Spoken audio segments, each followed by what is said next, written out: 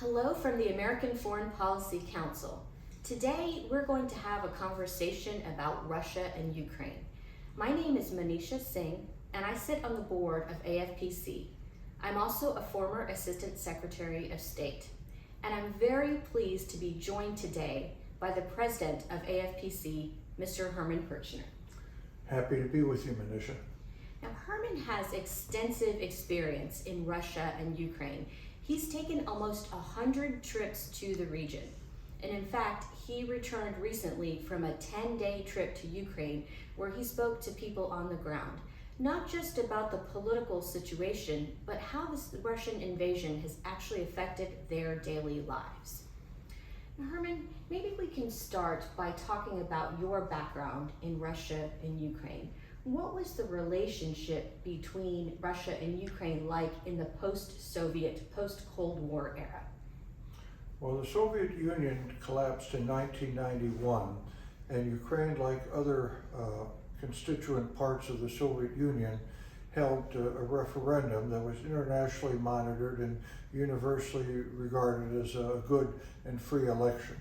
The Ukrainians voted something like 90% to be independent of Moscow, and that includes a vote of 86% in the eastern part of the country that's ethnic Russian to a large degree and Russian speaking, and even in Crimea it was a 54% vote to be independent of Moscow. And after that vote you had the independent Ukrainian state, and since then, with some ups and downs, the trajectory of Ukrainian-Russian relations has gotten progressively worse. And we turn the clock back to 1 year ago, Yeah. February of 2022, when the Russians invaded Ukraine. Yeah. What has surprised you most about the last year? And talk to us about the resilience of Zelensky and the Ukrainian people. The feelings of the Ukrainian people have become progressively more intense. If you were there a year and a half ago before the current fighting started, and it's important to remember the first invasion of Russia was 2014, and you've had a slow simmering war now for some years before the major invasion of February a year ago. But Ukrainians would tell you before the current war started that they knew a lot of people were going to die because Russia was going to invade again. But they said, we're not going to permit our children and grandchildren to live under Russian rule. So we'll fight, and even though it'll be bloody. That was pretty intense, but coming back this time, it's become even more intense, in part because of the war crimes. You have a city called Bucha, which many people have heard about, where when the Russians came in, 400 civilians were killed. Hands behind their back, people of all ages in civilian garb, torture, shot behind the back, and that's happened in many other cities. And everybody in Ukraine knows that, as does the international community, with dozens of countries have sent representatives in to take a look at the evidence. And having that as the option to fighting means the Ukrainians are ready to endure cold, darkness, missile attacks rather than occupation. Well, we here in America have certainly been shocked and horrified by the scenes we've seen from Ukraine, and we hope for a very, very quick ending in the interest of the Ukrainian people of this conflict. Now, you studied Vladimir Putin extensively. You've written about him. Can you tell us what you think his motivations are and his desired outcomes? What does he want to see? Well, I think his motivations have changed. When he invaded this last time, he thought he'd have a quick victory and would boost flagging popularity at home. And you know, I know everybody's seen polls that he has high ratings, but knowing what goes on in Russia with opponents being jailed and killed and losing their jobs, can you imagine if you got a phone call from somebody you didn't know, what do you think of Vladimir Putin? What do you think of Vladimir Putin? Of course, the numbers are completely unreliable. But his own circle thought he needed the boost that he had after Crimea, which was popular inside of Russia. But when he got bogged down, he kept trying to double down and enrich more and more and more. And now he can't afford to be seen as a loser. He can't be seen to have risked so much, to waste so many lives, to have poisoned his relationship with Western Europe without having something to show for it. So for now, it's a question of self-survival. If Putin cannot show victory, he loses power, in my judgment. And if he loses power, it may be his life too. Absolutely. And how do you think the Russian people are feeling about the invasion of Ukraine? You know, as you've indicated, I think many of the Russians don't understand the reality of the situation and are being told different things by the Russian government. But you've gone to Russia many times. You know the Russian people. How do you think the Russians are viewing the invasion? Well, Russian propaganda is very strong, and especially during the few months of the war, which you wouldn't call war, it's a special operation. I think there is a tendency to believe the Russian people understand the government lies to them excessively, but they don't know how much. But now, where there's a couple 100,000 casualties, that's killed and wounded, and these people coming home, and troops that don't get killed from the front find ways to phone their relatives, gradually the population is figuring out what's going on. However strong propaganda is, it doesn't replace the impression and the sorrow a mother feels when her son doesn't come home, or if you look and see your neighbor coming home without an arm or without the use of his brain. And this is a new reality that's setting in with the Russian population, and to my mind, it's a time bomb. Absolutely. Now, you were just there for almost 10 days on the ground in Ukraine.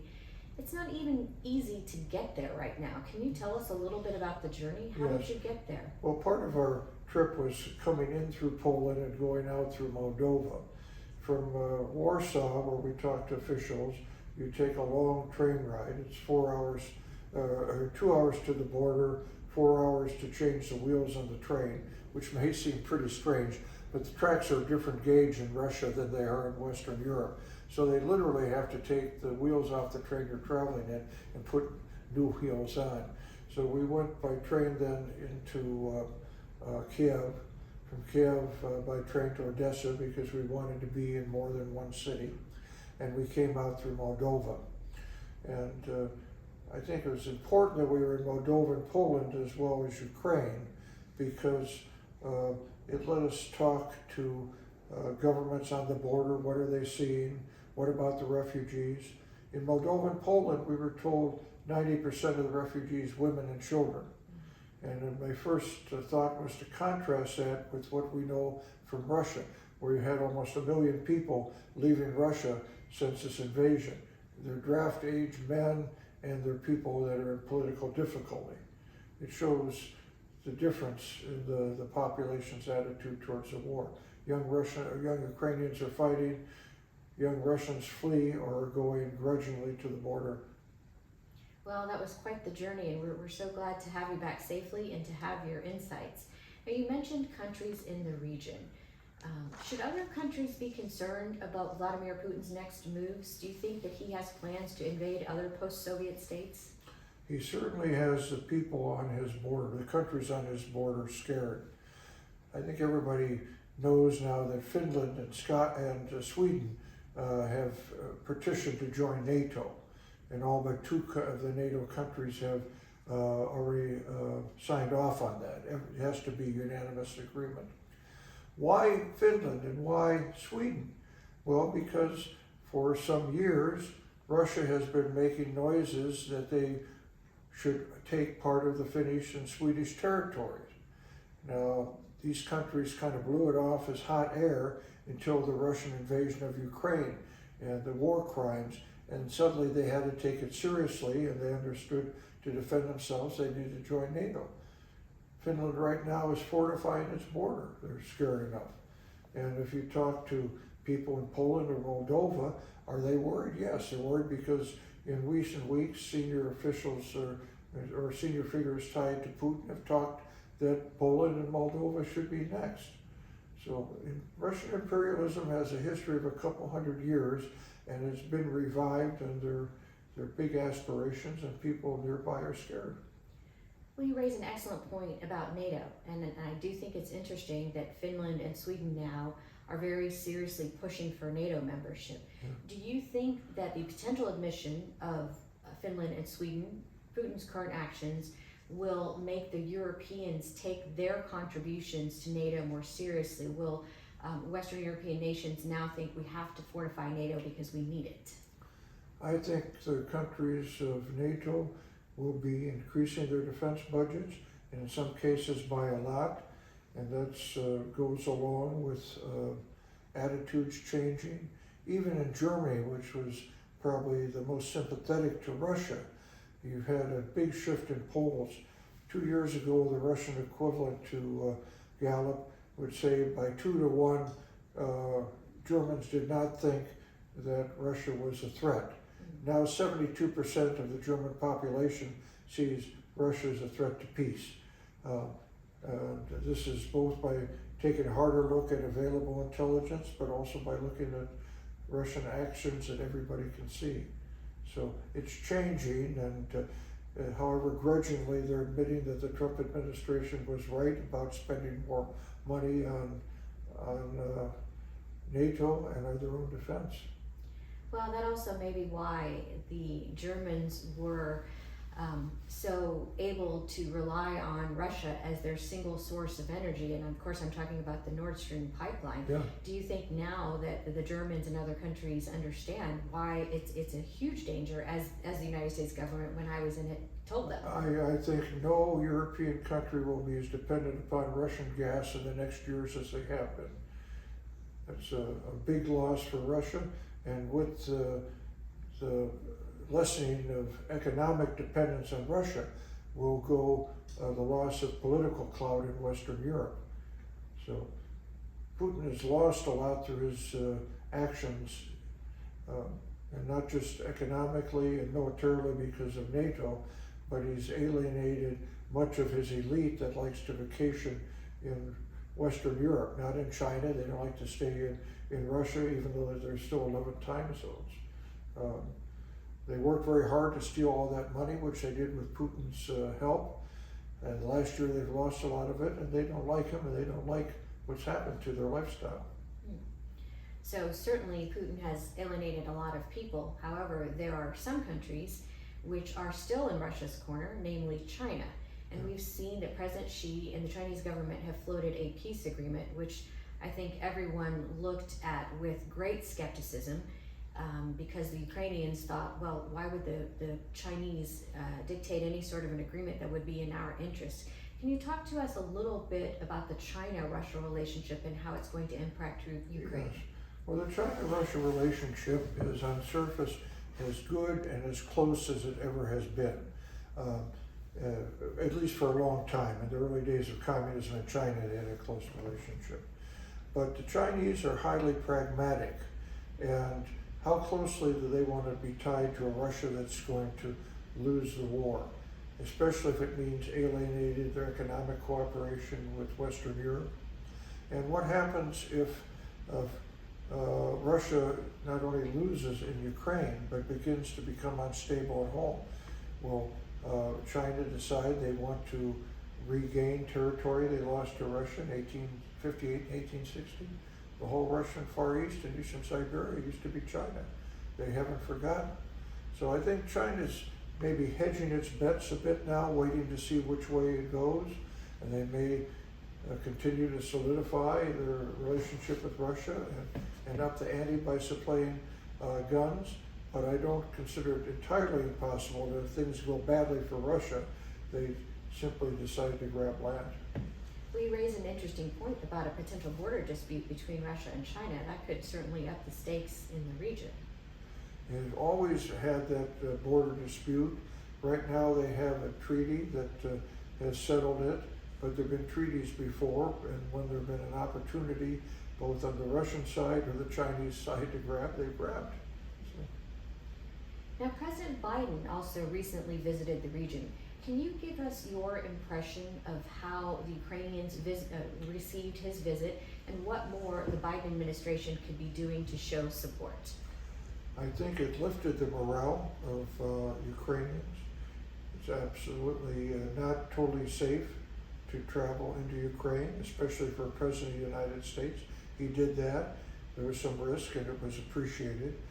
They appreciate the weapons that have come. On the other hand, they have made it clear that weapons could come in a more timely fashion, and weapons of a higher technical grade would be welcome and are needed to compete with the systems on the Russian side that Ukraine cannot match without help. Now, President Biden has recently imposed an even stronger round of economic sanctions on the already heavily sanctioned Russian government. Do you think the sanctions are having an effect? I think they're having an effect, and I think the effect will be bigger as time goes on. The one thing about statistics from Russia, you can't believe them at all. So when reports are written based on Russian statistics that it's not hurting, you have to take that with a big grain of salt. There's certainly a fudging, but how big are they fudging? No way to know. But I think common sense tells you that economic downturn in Russia will further intensify the pressure for an end to the war and maybe the removal of Putin. Well, that brings us to an interesting question about the end of the war. Although it's very difficult to predict the end of any conflict, much less this one where it changes day to day, based on your vast experience and visits to the region, can you tell us what 2023 might look like? What might happen? What could happen in Ukraine this year? Well, we've been pretty good about predicting what's happened in Russia over the past years, but of course, past success is no guarantee of future success. Having said that, the most likely course will be the coming Ukrainian counteroffensive that will occur after mud season, so maybe it begins in May or June, probably June. And if they're successful in taking back significant chunks of land currently occupied by Russia, it will cause a big political storm in Moscow, and it may be something that Putin cannot survive. If they take a big swath of land, it means they'll be able to cut off supplies to Crimea and make Crimea very hard, if not impossible, to defend. At that point, you may see Putin's exit and negotiations to end the war. Now, the ultimate question, after Putin exits, what happens to him and what does Russia look like post-Putin? If Putin is pushed out of power, he may have difficulty staying alive because he's killed so many people, he's stolen from so many people, and he's parked money in the names of friends. But if those friends suddenly see Putin without the protection of the president of Russia, and they're sitting on $10 billion or $20 billion in their own name, will they start thinking, well, is this Putin's money or is that my money? And how well is he protected? So I think he definitely will be at risk if he leaves through a coup as opposed to an assassination. And there was a second part of your question. What does Russia look like post-Putin? It's hard to tell. You could have hardliners come to power briefly, but if they can't do any better on the battlefield than Putin, they'll also be out. Most likely a pragmatist will come that thinks that Russia has to cut its losses to gain strength, and when they have strength, maybe they'll want to attack again, but they need time to regain their strength and economic vitality. Well, Herman, thank you so much for sharing these very valuable insights with our audience on the future of Ukraine and Russia. We in America certainly hope that the Ukrainians don't have to suffer this horrific Russian invasion much longer. We wish them well for their safety and the independence of their country. And if you'd like to know more about Herman's thoughts on Russia post-Putin, he has a book available on Amazon. It's called Post-Putin by Herman Pirchner. Herman, thank you again for sharing your wonderful insights with us. Pleasure to be with you, Manisha.